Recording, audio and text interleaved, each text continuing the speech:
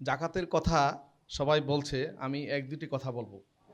সেটা হলো যে পাঁচটা ফরজ ইবাদত, এই পাঁচটা ফরজ ইবাদতের মধ্যে একটা ফরজ ইবাদতকে আল্লাহ দুইটা ফরজ ইবাদতকে একসাথে করে কোরআন শরীফে বহু জায়গায় বলেছেন। এই জাকাতের কথা ৮২, ৮৩ অথবা ৮৪ বার এক একজন এক একভাবে বলে এসেছে। এবং একটা আয়াত আমরা সবাই জানি, ওয়াকিমুস সালাত ওয়া আতুজ যাকাত, অর্থাৎ নামাজের পাশাপাশি জাকাতকে আল্লাহ একই আয়াতে ট্যাগ করেছেন। কিন্তু বাংলাদেশে জাকাত নিয়ে নামাজ নিয়ে কথা হয়, সালাত নিয়ে কথা হয়, জাকাতটা অবহেলিত।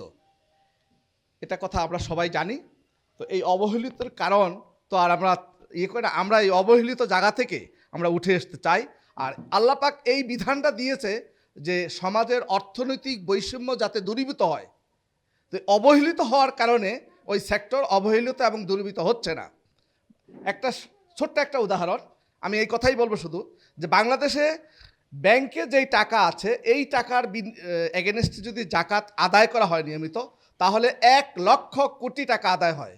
এবং শুধু এই টাকা দিয়েই ৫,০০,০০০ লোককে স্বাবলম্বী করা যায়, যে পরবর্তী বৎসর আর জাকাতের জন্য হাত পাতবে না।